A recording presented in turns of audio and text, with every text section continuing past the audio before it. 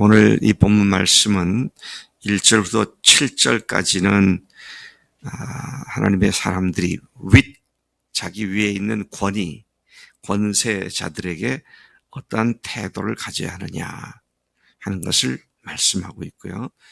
또 8절부터 10절은 사랑은 율법의 완성이다, 이런 말씀으로 말씀하고 있고, 그 다음에 11절부터 14절까지는 구원의 때가 매우 가까웠으니 빛 가운데 거하라. 자, 이것이 오늘 13장에서 하나님께서 예수님을 삶의 주인으로 모신 자들에게 명령하고 또 가르치고 있는 말씀인 것이죠. 1절부터 7절까지 권위자, authority에 대한 바른 태도가 어떤 것이냐. 그것은 위에 있는 권세들에게 복종하는 것이다. 나 위에 있는 어떤 권위자들, 권세에 대해서는 복종하는 것이 바른 태도다. 왜냐하면 모든 권세는 하나님께로부터 났기 때문에 그 권세가 선하든 악하든 다 하나님께서 정하신 것이기 때문이다. 그래서 그 권위를 거부하거나 거스르는 자는 하나님의 명을 거스르는 것이므로 스스로 심판을 불러오게 된다. 악한 정부이든 선한 정부이든 일단 세워졌으면 그게 하나님께서 부여해 주신 고난이다라는 사실을 말씀하고 있고, 따라서 근본적으로 그런 다스리는 자들, 법 집행하는 자들에 대해서 그들이 선한 일에 대하여는 두려움이 되지 않고 악한 일에 대하여 두려움이 되기 때문에 내가 그들에게 주어진 권세를 두려워하지 아니하려면 선을 행하라. 법을 잘 지켜서 그렇게 잘 해라. 그러면 두려워할 이유가 없다. 오히려 그러한 행정가들이나 다스리는 자들로부터 칭찬을 받지 공연하게 어려움을 당하거나 그러지는 않는다. 4절 말씀 보니까 그를 일컬어서 하나님의 사역자다. 행정가들을 일컬어서, 권세들을 일컬어서 하나님의 사역자다. 그래서 내게 선을 베푸는 자가 되게 된다. 그러나 내가 악을 행한다면, 법을 어기거나 거부하거나 하면 두려워해라. 그에게 권위와 권한이 주어진 이유는 하나님의 대리자가 되어서, 사역자가 되어서 악을 행하는 자에게 하나님께서 내리시는 진노하심을 그가 하나님의 입장으로 행하게 되고 그 대가를 지불하게 하기 때문이다. 자, 이런 말씀들을 되돌아보면요, 오늘날 자유민주주의 사회에서 독재자나 또 악한 정치가들은 뒤집어 엎어서 새로운 정부를 만드는 것이 민주주의가 아니냐, 이런 생각들을 하게 되죠. 그런데 우리가 한 가지 염두에 둬야 할 것은, 이때 하신 이 말씀은 자유민주주의 시대가 아니라 훨씬 더 악한 전제 군주국가 세대에도 하나님은 이 원리를 말씀하고 있다는 것입니다.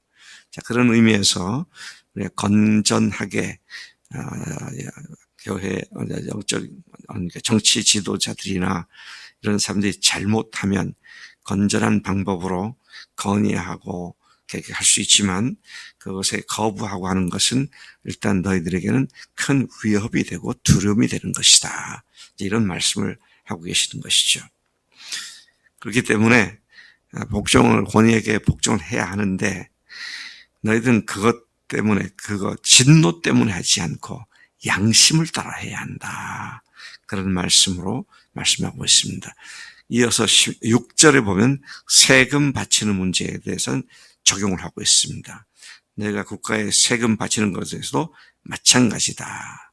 세금 징수하는 자들은 여기도 하나님의 사역자로서 하나님의 일꾼이 되어 세금 걷는 데 항상 힘쓰고 있는 자들인데, 모든 자들에게 줄 것을 주되 특별히 여기서 세금 받을 자에게 세금을 바치고 관세 받을 자에게 관세를 바치라 그랬습니다. 세금은 뭐고 관세는 뭡니까? 네. 세금은 그냥 영어 성경 보면 텍스라고 되어 있습니다. 그러니까 우리말로는 조세라고 되어 있습니다만은 각종 근로세나 소비세라든지 뭐 여러 가지 세들을 얘기하는 것이고, 관세는 외국에서 물품이 들어올 때, 그래서 영어에는 커스터머로 되어 있어요. 물품이 들어올 때 국가가 매기는 세금을 얘기하는 것이죠. 그렇게 구분해서 얘기하고 있는데, 아마 이때는 오늘보다 더 국제적인 무역이 더 성행했던 것 같아요.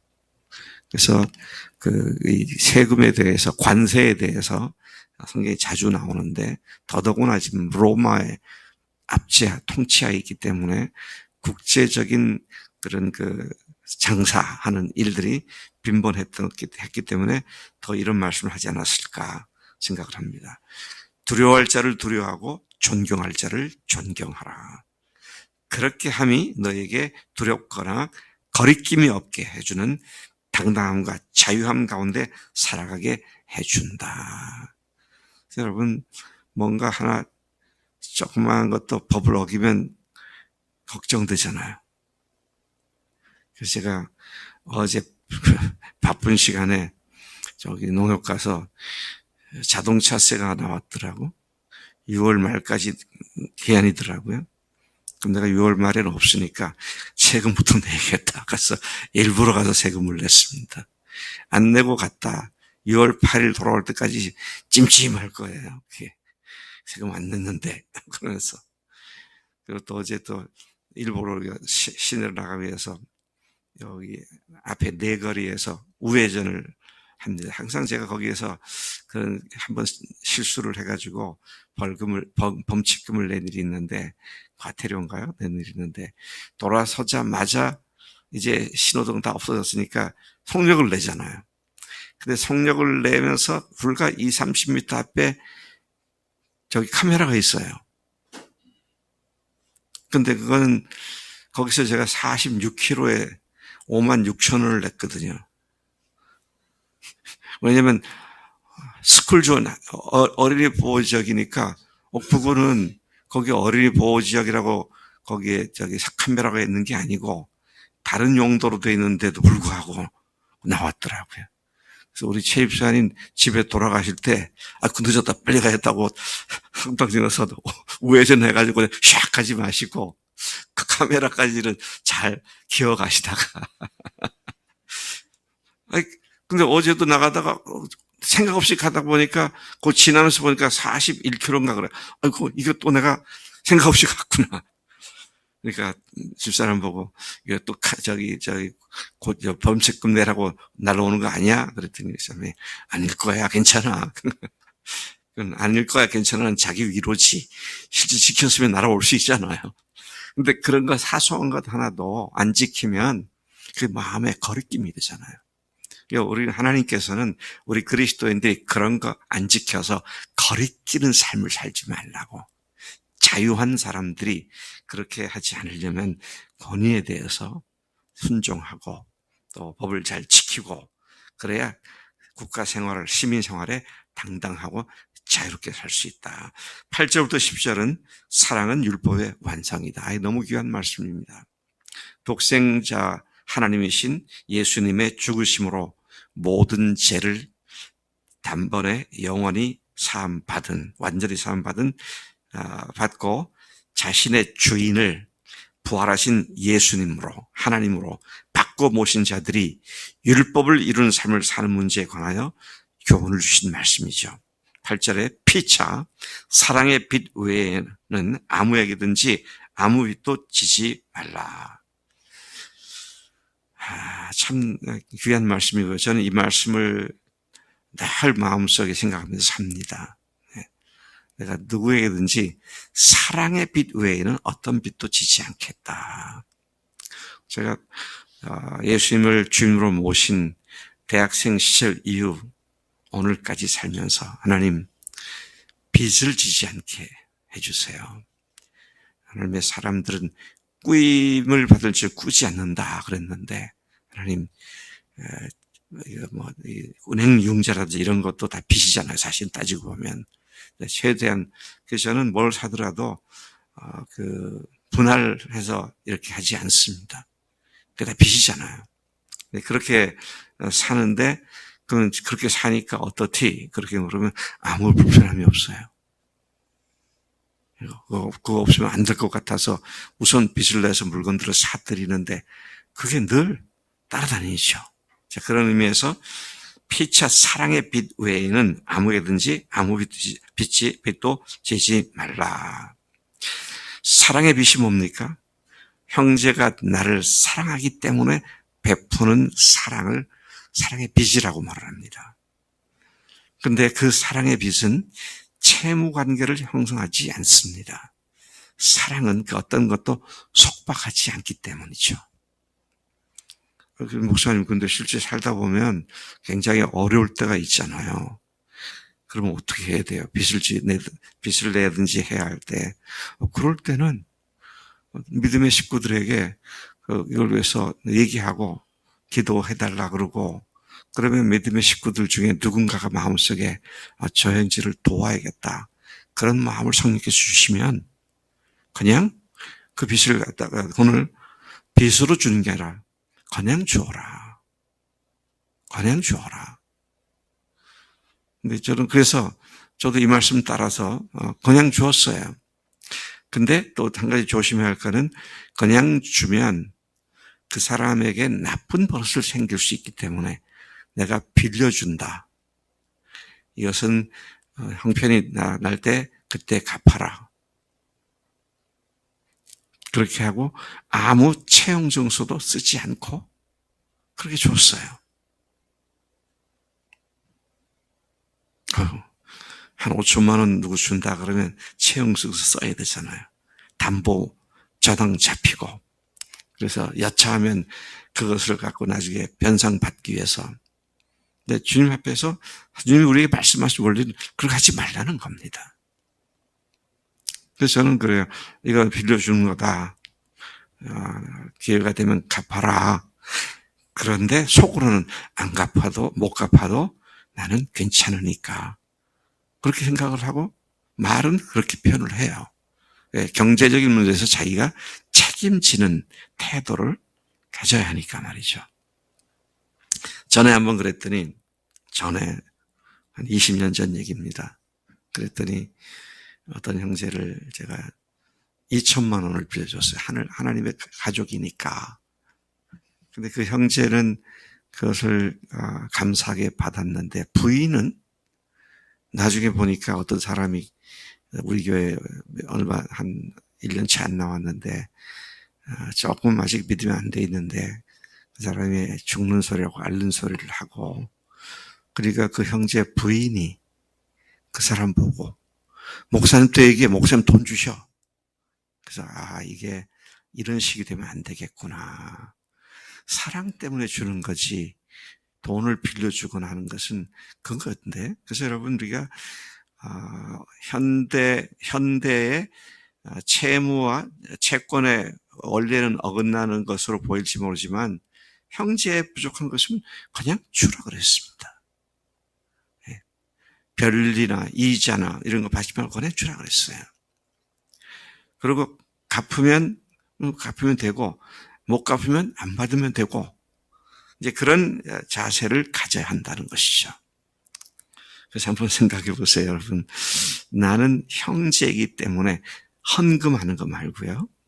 정말 형제가 어려워서 아무런 차용 증서도 쓰지 않고, 형제에게 내가 안 갚으면 못 받을 수도 있다. 그래도 괜찮아. 그런 마음으로 한 1,000만 원 이상 빌려준 일이 있는가? 아니, 자식들이나 형제들 말고요. 하늘 가족이기 때문에.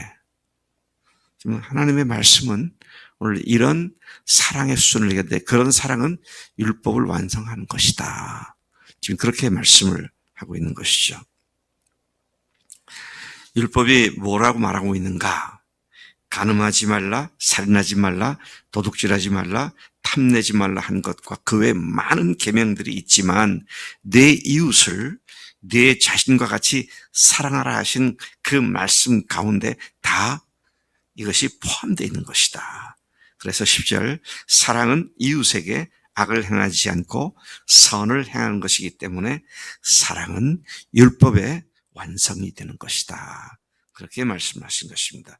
그리고 이제 14절까지는 조심하라고 경고하는 말씀이죠. 구원의 때가 가까웠으니 세대를 본받아 어두운 일을 따라가지 말고 빛으로 온 몸을 갑옷을 입고, 그것은 다른 말로 주 예수 그리스도의 옷으로 주 예수 그리스도로 옷 입고 육신의 일을 도모하지 말라. 그렇게 말씀하죠. 구원의 때가 가까웠다. 두 가지 면에서 가까웠습니다. 첫 번째는 예수님 오셨다가 죽으시고 부활하시고 승천하신 후 다시 오실 날이 우리가 믿을 때보다 훨씬 가까웠고요. 또 여러분 각자가 죽을 날이 가까웠잖아요. 언제 죽을 날이 언제인지 모르지만 태어났을 때보다는 지금 훨씬 더 가까이 가 있기 때문에 그런 세대를 본받아서 방탕하고 술 취하고 성적으로 부도덕해서 음란과 호색을 하며 다툼과 시기 등을 하지 말라. 이제는 그리스도로 옷 입고 낮에 속한 자로서 대낮같이 단정히 행하라. 하나님의 이 뜻은 어느 시대, 어느 상황에도 불구하고 똑같습니다. 하나님의 사람들이 단정히 빛 가운데 행하는 것. 오늘 내 삶 속에 어두움의 구석이 다시 깃들이고 있는 것은 없는가 살펴보고 그런 것들이 전혀 깃들이지 못하도록 주님의 능력을, 은혜를 구하는 이 시간 되길 바랍니다. 부활하신 주님이 지금 내 속에, 우리 속에 살아 계신 줄로 믿습니다. 하나님 아버지 감사합니다. 이 아침 주님께서 우리에게 로마서 13장을 통하여 하나님의 사람이 어떻게 사랑으로 율법을 완성하게 되는지를 말씀해 주시니 감사합니다. 특별히 저희들이 한 국가의 시민으로서 법을 지키고 또 다스린 자들을 두려워하는 삶에 대한 말씀을 주셨는데 건강한 시민 생활을 할 수 있도록 우리가 해야 할 것과 지켜야 할 것들을 잘 지키게 하시고 형제의 연약한 것들을 내가 대신 감당하여 사랑하기 때문에 하나님 그에게 사랑을 베푸는 삶을 살지언정 빚을 지는 삶을 살지 않도록 우리에게 권면해 주시니 그렇게 살겠습니다. 감사합니다. 예수님의 이름으로 기도를 쌉나이다. 아멘. 아멘.